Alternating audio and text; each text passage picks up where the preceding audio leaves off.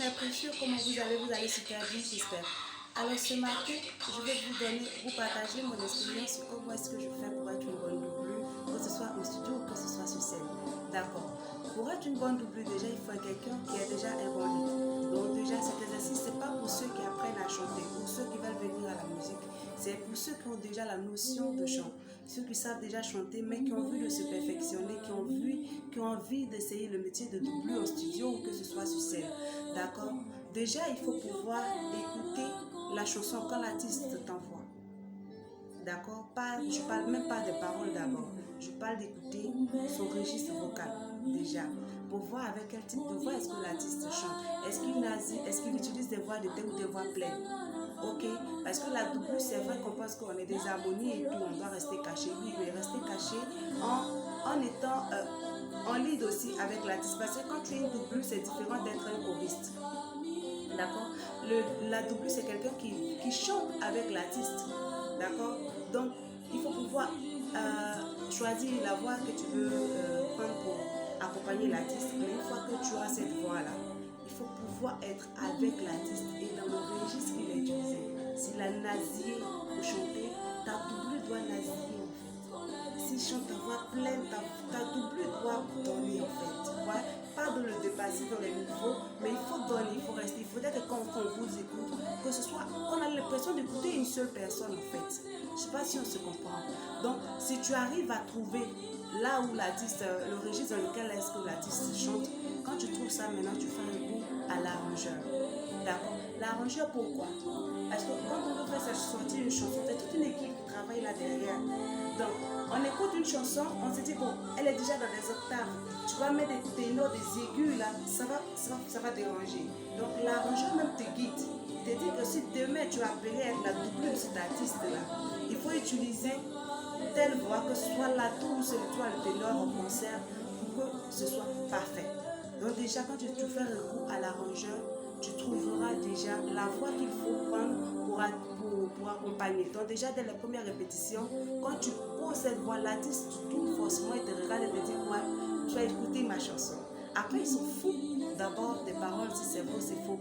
Mais l'harmonie est calée, il aime ta voix et les harmonies que tu apportes. Déjà, il est content. Et ensuite, maintenant, après ça, tu vas passer à bosser les paroles de la chanson. D'accord? Et les paroles et les tournures que l'artiste a utilisées. Pas lâcher quelque chose pour te dire non, que bon, je suis doublure, on s'en fout. Non. Le travail qu'on fait d'abord, il faudrait qu'on sache qu'on le fait d'abord pour nous, pour notre propre expérience. D'accord? Tout ce que tu apprends, tous les corbeaux que tu te donnes devant l'artiste, il ne part pas avec. C'est ton travail à toi. Après, tu travailleras avec d'autres personnes. D'accord? Donc, après ça, tu donnes un travail fou à la maison. Après avoir pu trouver la voix avec laquelle l'artiste chante, tu choisis la voix qui était doublée sur la chanson et tu chantes avec elle du début jusqu'à la fin. Parce qu'il y a des artistes, sur la chanson, ils ne vont pas mettre la doublure, cette partie ne vont pas sentir. Mais en studio, peut-être qu'ils ont senti. Mais l'arrangeur n'a pas validé. Donc, du moment où l'arrangeur n'a pas validé, c'est là, quelque part. Donc, en conseil, il va te dire, laisse cette partie, je veux que tu doubles. Mais quand tu écoutais la chanson, tu n'étais pas dessus. Donc, déjà, à la maison, donne-toi cette corvée-là. Mets la chanson et tu fais la doublure de la chanson, du début jusqu'à la fin, en fait. En utilisant toutes les notes qu'il a utilisées. D'accord? En utilisant toutes les notes qu'il a utilisées et ensuite maintenant, tu vas étudier les tensions. Les tensions que l'artiste a utilisées. Quand il montre la vie qu'il utilise, la douceur qu'il utilise, l'émotion qu'il utilise, tu dois rentrer dedans. C'est pour ça qu'il y a des doublures. Par contre, souvent quand j'écoute, c'est des conseils qui me fatiguent l'oreille. Pourquoi? Parce qu'on ne peut pas se retrouver en plein Zoukourou et quelqu'un va doubler comme s'il faisait du Michael Jackson ou qu'il doublait une chanson World en fait. On peut avoir les harmonies qu'il faut, mais si tu n'as pas la tension qu'il faut, on va sentir toujours qu'il y a un problème qui ne va pas. D'accord? On va sentir qu'il y a un problème qui ne va pas. D'accord? On va sentir qu'il y a un problème qui ne va pas parce que tu seras toujours à part. C'est vrai, c'est les nôtres, mais toi et l'artiste, vous n'êtes pas ensemble en fait.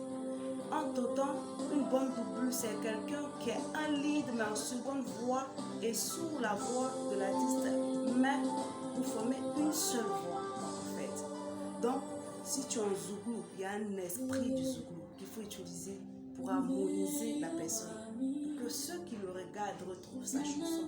Si tu es dans une fille qui fait du zouk et tout, il y a un esprit du zouk, excusez-moi. Non, tu peux utiliser ça aussi, d'accord? Et ensuite, maintenant viennent, pour ceux qui sont en studio, bon, quand moi je suis en studio, tu te lâches et moi j'ai pour astuce de ne pas me chausser. Pour ceux qui m'appellent et tous qui me connaissent, si je sais que je viens pour une doublure d'un artiste en studio, je ne porte jamais de chaussures. Ça te permet de pouvoir, là même, je n'ai pas porté de chaussures, ça te permet de pouvoir être à l'aise sur tous les plans et pouvoir écouter vraiment l'artiste, ouvrir tes patous et puis tu écoutes l'artiste pour pouvoir être dans sa chanson. Vous comprenez, dans sa chanson. Voilà. Et en studio aussi, je vais vous dire que c'est pas pareil comme en live. En live, tu es obligé de rester en bas. D'accord? Mais en studio, par contre, souvent, tu peux venir en lead. Mais pour venir en lead, il faut d'abord avoir l'oreille. D'abord, ça, c'est un autre exercice, ça n'a rien à voir. Bon, d'accord. Donc, on va rester sur la double. Excusez-moi. Je parle dans tous les sens. Ok. Donc, déjà pour revenir aussi au sujet, tu te déchausses pour que quand c'est en studio, ça va te permettre d'être zen, d'être sensible à toutes les notes et tout. Et en live, moi je vais te dire que quand tu finis tout cet exercice-là, de écouter, attraper la note qu'il faut, et patati et patata, quand tu vas trouver ce qu'il faut avoir sur scène ce qu'on appelle la vivacité de l'artiste, l'intention de l'artiste. Vis le concert avec l'artiste. Vis le concert avec l'artiste. Si l'artiste est dans la folie, sois dans la folie. Il y a des doublures par contre quand ils sont sur scène, l'artiste est de l'autre côté, ils sont de l'autre côté, l'artiste se donne, il est mort, l'artiste s'en va, il reste. Et ça tue le concert de l'artiste. Parce que quand il y a quelqu'un qui te double, c'est quelqu'un qui te donne de la chaleur. Une bonne double, c'est quelqu'un qui t'apporte beaucoup de chaleur. Donc du coup, c'est quelqu'un qui t'empêche d'être seul. Donc quand il est mort, il te pousse à mourir. Donc une bonne double, c'est quelqu'un qui est déjà ouvert d'esprit. Une fois qu'il est système, il lâche ses problèmes. L'artiste danse, tu danses. L'artiste s'amuse, tu t'amuses. Vous produisez ensemble un concert. C'est pas que lui sur son concert. Voilà. Du moment où tu es là, vous êtes là pour l'aider à réussir le concert. Et pour réussir le concert, il faut se sacrifier. Si les notes sont très aiguës, il faut se tuer comme il faut pour le faire sortir. C'est un métier, quand tu es passionné, quand tu aimes, peu importe les sacrifices qu'il faut avec, c'est un bagage que tu trimbales. Demain, quand on t'appelle, on ne te dit pas que là j'écoute du Roselyne. On ne va pas te dire que Roselyne, on a besoin de toi pour pouvoir faire les doublures en studio. On dira qu'Anita, on a besoin de toi pour des doublures en studio. Donc quand tu te donnes cette pression de travail, ce n'est pas pour quelqu'un déjà. Il faudrait qu'on se dise ça. C'est pour toi. Pour acquérir tout ça. Pour avoir tout ce bagage-là. Et pour ne pas décevoir les personnes qui te contactent. D'accord? Je vais faire les scènes comme je le fais chaque fois. Cette fois-ci, j'ai choisi de Roselyne. Et j'ai écouté Roselyne. Et j'ai vu un peu avec elle, émotion, qu'est-ce qu'elle utilise pour chanter et tout. Donc là, je vais faire référence à l'arrangeur. L'arrangeur a utilisé de l'alto dans des moments pour faire ressortir, pour doubler Roselyne. Donc, je ne suis pas trop alto. Ma binôme de cas, elle me connaît. Moi, je suis plus ténor. Mais je vais m'essayer. Quand elle va me voir, elle va dire Anita, t'as fait alto. Mais je vais m'efforcer de faire de l'alto pour pouvoir montrer ce que j'ai. Je vais faire attention. Je vais faire de l'alto. À votre attention, s'il vous plaît. S'il vous plaît, à votre attention, s'il vous plaît. Anita va faire alto. Ok. Lui seul peut te sortir véritablement de n'importe quelle situation compliquée. Je vais faire du Roselyne Kaiba, mon meilleur ami, en alto. Je vais l'accompagner en alto. D'accord? Je ne suis pas bon en tout cas, mais je vais essayer de montrer de quoi je parle. Quand je parle de travail professionnel, personnel à la maison, moi, je dis toujours, je n'ai pas fait d'école de musique. D'accord? tout ce que j'ai appris, je l'ai appris toute seule à la maison. Voilà. Et ça fait que quand je suis à la maison, je passe la plupart de mon temps à bosser et à essayer de perfectionner ce que je n'ai pas. D'accord. Et pour être une bonne doublure ou pour être une choriste aujourd'hui, je n'ai pas eu à faire de formation. J'ai toujours écouté, j'ai bossé seule tout le temps et j'ai proposé mon travail aux gens. Voilà. Donc là, je vais accompagner en alto. Désolée pour mes cascades des années. Jésus, c'est l'ami qu'il faut. C'est lui qui m'a aidé à surmonter la dépression. Quand même j'ai perdu des proches, il était là pour me consoler.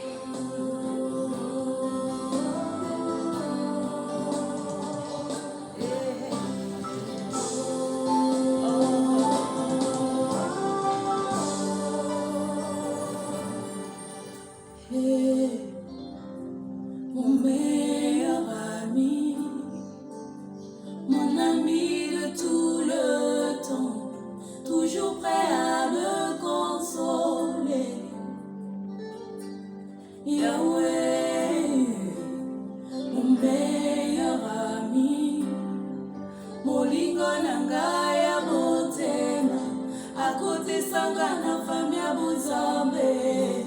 Na betelo lisolo ya camarade nanga, azalaka lisusu camarade te, akoma na ye famille nanga.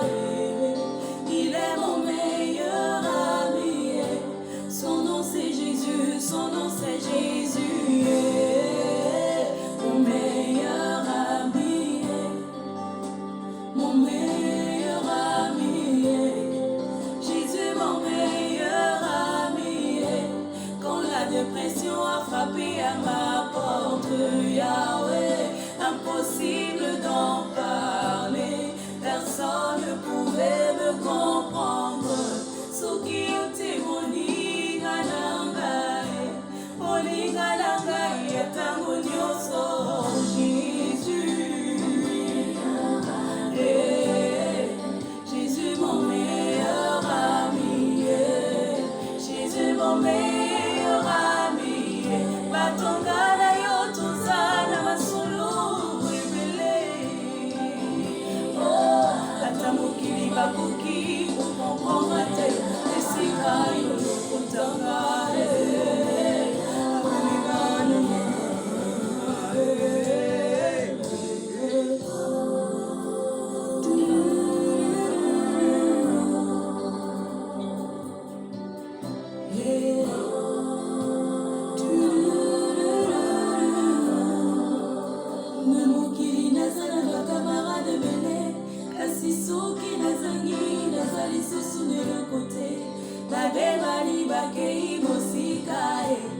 Parce que le terrain n'était que les matériels, mais avec toi Yahweh, Yahweh, c'est le vrai amour.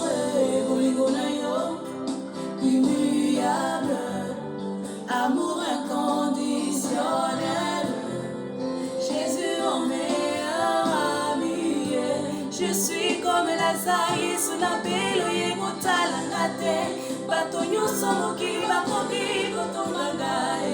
Mais tu as attendu ma mort, parce que la gloire de ma résurrection est plus grande que celle de ma guérison.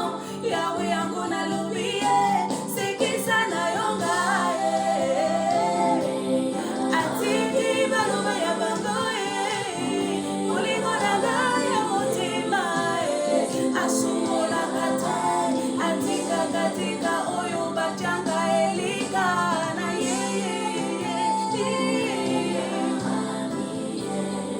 Jésus mon meilleur ami, ma consolation de tous les jours reste dedans en fait. Ne veut pas sortir, tu l'accompagnes jusqu'au bout.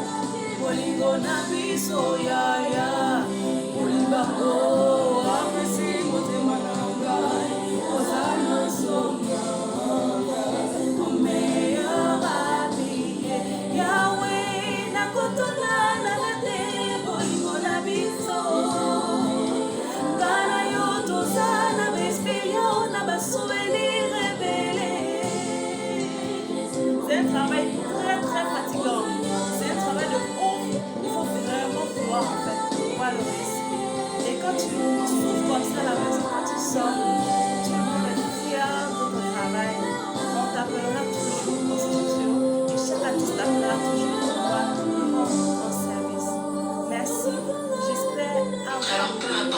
situation